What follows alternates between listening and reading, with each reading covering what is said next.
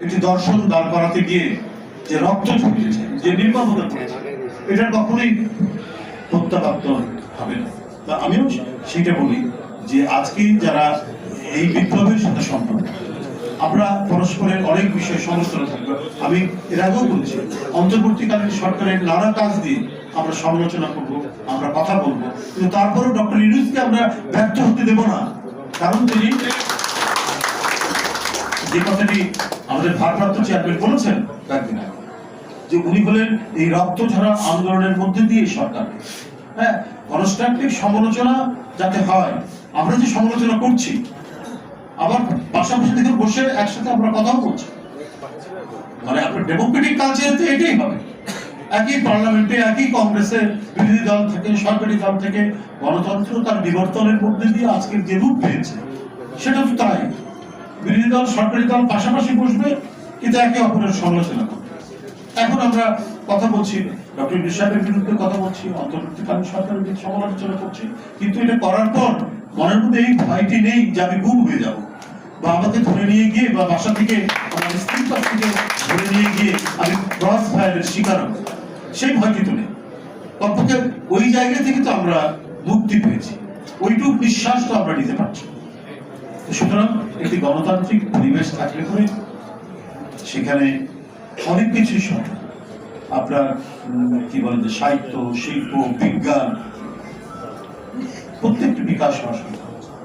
আপনার রাশিয়াতে বিপ্লব হয়েছে, কিন্তু আপনার এক ধরনের সেখানে আমি বলবো যে সীমাবদ্ধতা ছিল। সীমাবদ্ধ থাকার কারণে পৃথিবীর যারা মুক্ত মানা কবি, সাহিত্যিক, বিজ্ঞানী বা গুণীজনরা, এরা হচ্ছে নিজেদের যে চিন্তার স্বাধীনতার জায়গা খুঁজে তারা একেবারে স্রোতের মতো আমেরিকার দিকে ছুটে গেছে।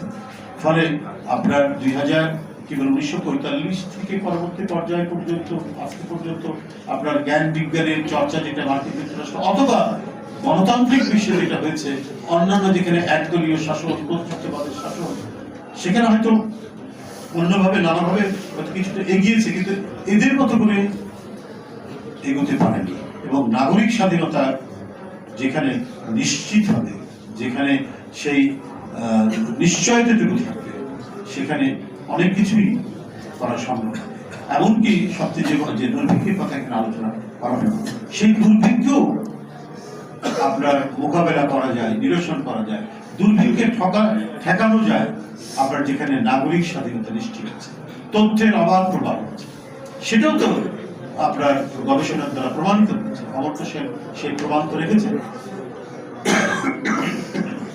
কিন্তু আমার অবাক লাগে, এই কথা বলে আমি শেষ করব, যে আমার অবাক লাগে যে ভারতের মতো একটি গণতান্ত্রিক দেশে এমন নির্লজ্জের মতো ওখানকার মিডিয়া, কিছু সাংবাদিক ওই একই ধরনের বয়ান তৈরি করছে।